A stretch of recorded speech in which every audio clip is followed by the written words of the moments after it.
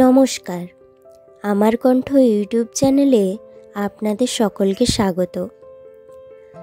আজ আপনাদের জন্য নিয়ে এসেছি বিখ্যাত বাঙালি শিশু সাহিত্যিক উপেন্দ্র কিশোর রায়চৌধুরীর লেখা একটি ছোট গল্প, সাত মার পালোয়ান।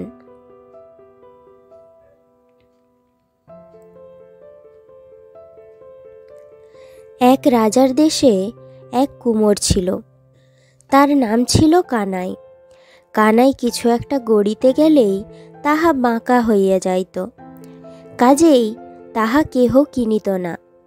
কিন্তু তাহার স্ত্রী খুব সুন্দর হাঁড়ি কলসি গড়িতে পারিত। ইহাতে কানাইয়ের বেশ সুবিধা হওয়ারই কথা ছিল। সে সকল মেহনত তাহার স্ত্রীর ঘাড়ে ফেলিয়া সুখে ঘুরিয়া বেড়াইতে পারিত। কিন্তু তাহার স্ত্রী বড়ই রাগী ছিল।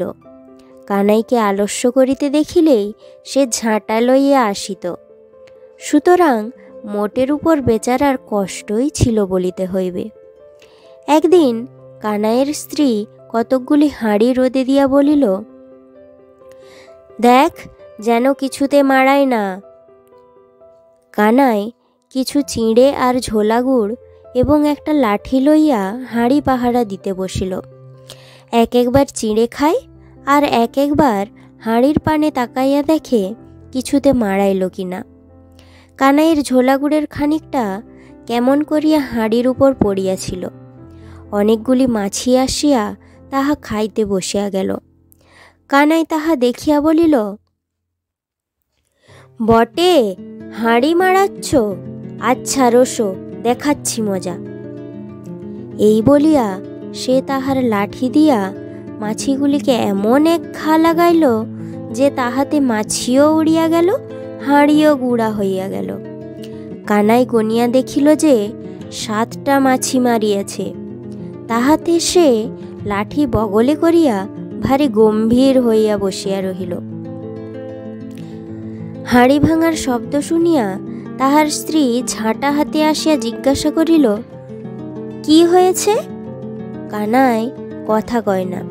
তাহার স্ত্রী যতই জিজ্ঞাসা করে সে খালি আরও গম্ভীর হইয়া যায়। শেষটা যখন তাহার স্ত্রী বাড়াবাড়ি করিল, তখন সে চোখ লাল করিয়া বলিল, দেখ, হিসেব করে কথা কোষ, এক ঘায়ে 7টা মেরেছি, জানিস? শেষটা যখন তাহার স্ত্রী বাড়াবাড়ি করিল, তখন সে চোখ লাল করিয়া বলিল, দেখ, হিসেব করে কথা কোষ, এক ঘায়ে 7টা মেরেছি, জানিস? কানাই আর কাহারও সঙ্গে কথা কয় না। বেশি পিড়াপিড়ি করিলে খালি বলে, দেখ, হিসেব করে কথা কোষ, আমি এক ঘায়ে 7টা মেরেছি, জানিস? শেষে একদিন কানাই এক থান মার্কিন দিয়া মাথায় একটা পাগড়ি বাঁধিল। বনের ভিতর হইতে বাঁশ কাটিয়া একটা ভয়ানক মোটা লাঠি তৈর করিল। তারপর পিরান গায়ে দিয়া কোমর বাঁধিয়া, ঢাল হাতে করিয়া, জুতা পায়ে দিয়া রাজার বাড়িতে পালোয়ানগিরি করিতে চলিল। যাইবার সময় তাহার স্ত্রীকে বলিয়া গেল, আমি আর তোদের এখানে থাকব না। আমি এক ঘায়ে 7টা মারতে পারি। পথের লোক জিজ্ঞাসা করে, কানাই, কোথায় যাও? কানাই সে কথার কোনো উত্তর দেয় না। সে মনে করিয়াছে যেন এখন আর কানাই বলিয়া ডাকিলে উত্তর দিবে না। সে এক ঘায়ে 7টা মারিয়া ফেলিয়াছে। এখন কি আর তাহাকে কানাই ডাকা সাজে? এখন তাহাকে বলিতে হইবে, 7 মার পালোয়ান। রাজার নিকট গিয়া কানাই জোড়হাত করিয়া দাঁড়াইল। রাজা তাহার সেই এক থান মার্কিনের পাগড়ি দেখিয়া আশ্চর্য হইয়া জিজ্ঞাসা করিলেন, তোমার নাম কি হে? কানাই বলিল, মহারাজ, আমার নাম 7 মার পালোয়ান। আমি এক ঘায়ে 7টাকে মারতে পারি। কানাই রাজার বাড়িতে পালোয়ান নিযুক্ত হইল। মাইনে 50 টাকা। এখন তার দিন সুখেই যায়। ইহার মধ্যে একদিন সেই রাজার দেশে এক বাঘ আসিয়া উপস্থিত। সে মানুষ মারিয়া গরু বাছুর খাইয়া দৌরাত্ম্য করিয়া দেশ ছাড়খাড় করিবার জোগাড় করিল। যত শিকারী তাহাকে মারিতে গেল সব কটাকে সে জলযোগ করিয়া ফেলিল। রাজা মহাশয় অবধি ব্যস্ত হইয়া উঠিলেন, বলিলেন, দেশ আর থাকে না। এমন সময় কোথাকার এক দুষ্ট লোক আসিয়া রাজার কানে কানে বলিল, মহারাজ, এত যে ভাবছেন, তবে 50 টাকা দিয়ে পালোয়ান রেখেছেন কি করতে? তাকে ডেকে বাঘ মারতে দিতে হুকুম করুন না।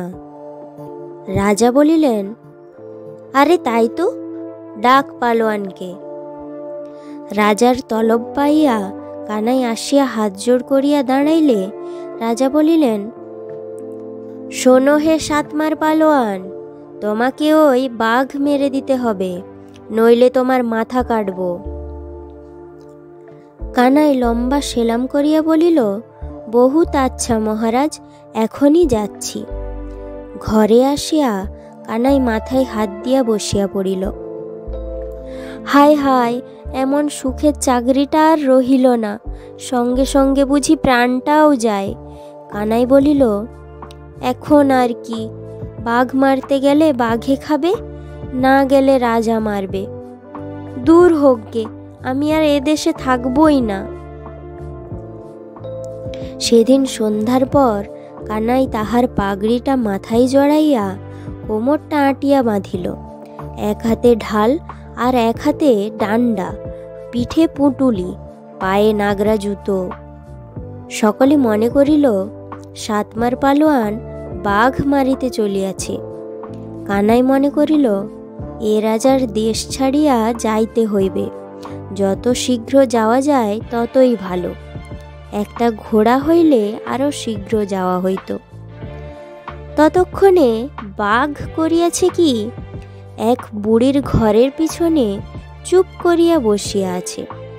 ইচ্ছাটা বুড়ি কিংবা তাহার নাতনি একটিবার বাহিরে আসিলেই ধরিয়া খাইবে।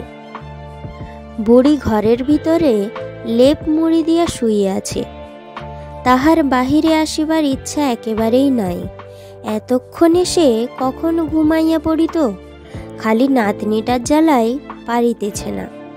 বুড়ি অনেক চেষ্টা করিয়াছে, কিন্তু তাহাকে ঘুম পাড়াইতে পারে নাই। শেষে রাগিয়া বলিল, তোকে বাঘে ধরে নেবে। নাতনি বলিল, আমি বাঘে ভয় করি না।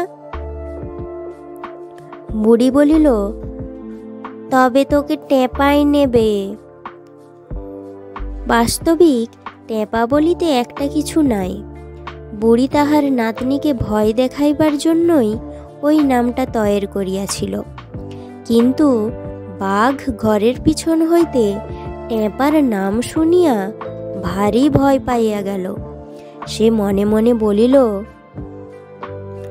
বাস রে, আমাকে ভয় করে না, কিন্তু টেপাকে ভয় করবে, সেটা না জানি কেমন ভয়ঙ্কর জানোয়ার। যদি একবার সেই জানোয়ারটা এই দিক দিয়ে আসে, তাহলে তো মুশকিল দেখছি। অন্ধকারে বসিয়া বাঘ এইরূপ ভাবিতেছে, আর ঠিক এমনি সময় কানাই সেই পথে পলায়ন করিতেছে। বাঘকে দেখিয়া কানাই মনে মনে ভাবিল, বাহ, এই তো একটা ঘোড়া বসে আছে। এই বলিয়াই সে কোমরের কাপড়টা খুলিয়া বাঘের গলায় বাঁধিল। অন্ধকারে বাঘকে কানাই ভালো করিয়া চিনতে পারে নাই। বাঘও কানাইকে তাহার পাগড়ি টাগড়ি শুদ্ধ একটা নিতান্তই অদ্ভুত জন্তুর মতো দেখিল। একটা মানুষ হঠাৎ আসিয়া তার মতন জন্তুর সামনে এতটা বেয়াদপি করিয়া বসিবে, এ কথা তাহার মাথায় ঢুকে নাই। সে বেচারা নেহাত ভয় পাইয়া ভাবিতে লাগিল, এই রে, মাটি করেছে, আমাকে টেপাই ধরেছে। কানাই ভাবিল, ঘোড়া যখন পেয়েছি তখন আর তাড়াতাড়ি কিসের, ঘরে একটু ঘুমোই, তারপর শেষ রাত্রে ঘোড়ায় চড়ে ছুট দেব। এই ভাবিয়া সে বাঘকে তাহার বাড়ির পানে টানিয়া লইয়া চলিল। বাঘ বেচারা আর কি করে, সে মনে করিল এখন টেপার হাতে পড়েছি, এর কথা মতনই চলতে হবে। বাড়ি আসিয়া কানাই বাঘকে একটা ঘরে বন্ধ করিয়া দরজা আঁটিয়া দিল। তারপর বিছানায় শুইয়া ভাবিতে লাগিল, শেষ রাতেই উঠে পালাবো। কানাইয়ের ঘুম ভাঙিতে ফর্সা হইয়া গেল। তখন সে তাড়াতাড়ি উঠিয়া ঘোড়া আনিতে গিয়া দেখে, সর্বনাশ, বাঘ যে ঘরে বন্ধ আছে, বাহিরে আসিয়া তাহাকে খাইতে পারিবে না, সে কথা তখন তাহার মনেই হইল না। সে তাড়াতাড়ি নিজের ঘরে গিয়া দরজার হুড়কা আঁটিয়া বসিয়া কাঁপিতে লাগিল। এদিকে সকালবেলা সকলে সাতমার পালোয়ানের বাড়িতে খবর লইতে আসিয়াছে বাঘ মারা হইল কিনা। তাহারা আসিয়া দেখিল যে বাঘ ঘরে বাঁধা রহিয়াছে। তখন সকলে ছুটিয়া গিয়া রাজাকে বলিল, রাজামশাই, দেখুন এসে সাতমার পালোয়ান বাঘকে ধরে এনে ঘরে বেঁধে রেখেছে। রাজা মহাশয় আশ্চর্য হইয়া সাতমার পালোয়ানের বাড়ি চলিলেন। সেখানে গিয়া দেখেন যে সত্যই বাঘ ঘরে বাঁধা। ততক্ষণে কানাই ব্যাপার বুঝিতে পারিয়া আসিয়া রাজা মহাশয়কে সেলাম করিয়া দাঁড়াইয়াছে। রাজা বলিলেন, সাতমার, ওটাকে মারোনি কেন? কানাই বলিল, মহারাজ, আমি এক ঘায়ে সাতটাকে মারি, ও যে শুধু একটা। এখন হইতে সাতমার পালোয়ানের নাম দেশ বিদেশে রাষ্ট্র হইয়া গেল। রাজা মহাশয় যার পরনায় সন্তুষ্ট হইয়া তাহার মাইনে 500 টাকা করিয়া দিলেন। কানাইয়ের দিন খুব সুখেই কাটিতে লাগিল। কিন্তু সুখের দিন কি চিরকাল থাকে? দেখিতে দেখিতে কানাইয়ের আরেক নূতন বিপদ আসিয়া উপস্থিত হইল। এবারে বাঘ নয়, আর একটা রাজা। সে অনেক হাজার সৈন্য লইয়া এই রাজার দেশ লুটিতে আসিয়াছে। এ রাজাটা নাকি বড়ই ভয়ানক লোক, তাহার সঙ্গে কিছুতেই আঁটা যায় না। রাজা মহাশয় বলিলেন, সাতমার, এখন উপায়? তুমি না বাঁচালে আমার আর রক্ষে নেই। তোমাকে আমার অর্ধেক রাজ্য দেব, যদি এবার বাঁচিয়ে দিতে পারো। কানাই বলিল, রাজামশাই, কোনো চিন্তা করবেন না, এই আমি যাচ্ছি, আমাকে একটা ভালো ঘোড়া দিন। রাজার হুকুমে সরকারি আস্তাবলের সকলের চাইতে ভালো যুদ্ধের ঘোড়াটি আনিয়া কানাইকে দেওয়া হইল। কানাই আজ 2 থান মার্কিন দিয়া পাগড়ি বাঁধিল, পোশাকটাও দস্তুর মতন করিল। মনে মনে কিন্তু তাহার মতলব এই যে যুদ্ধে যাইবার ভান করিয়া এইবার ঘোড়ার পিঠে চড়িতে পারিলেই পলায়নের সুবিধা হয়। কিন্তু হায়, সেটা যে যুদ্ধের ঘোড়া কানাই তাহা জানিত না। সে বেচারা যতই ঘোড়াটাকে অন্যদিকে লইয়া যাইতে চায়, ঘোড়া কিছুতেই রাজি হয় না। যুদ্ধের বাজনা শুনিয়া ঘোড়া যখন নাচিতে লাগিল, কানাইয়ের তখন পিঠে টিকিয়া থাকা ভার হইল। শেষে ঘোড়া তাহার কোনো কথা না শুনিয়া একেবারে যুদ্ধের জায়গায় গিয়া উপস্থিত হইল।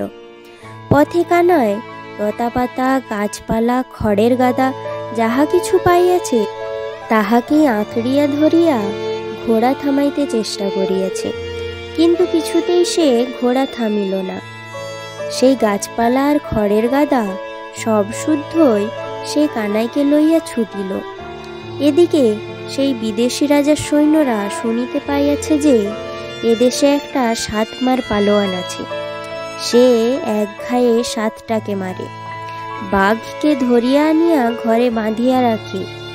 এ কথা শুনিয়াই তাহারা বলা বলি করিতেছে, ভাই, ওটা আসিলে আর যুদ্ধ টুদ্ধ করা হইবে না। বাপ রে, এক ঘায়ে 7টাকে মারিবে। এমন সময় সাতমারের ঘোড়া সেই 2 থান মার্কিনের পাগড়ি আর সেই সব গাছপালা, খড়ের গাদা শুদ্ধ সাতমারকে লইয়া আসিয়া দেখা দিল।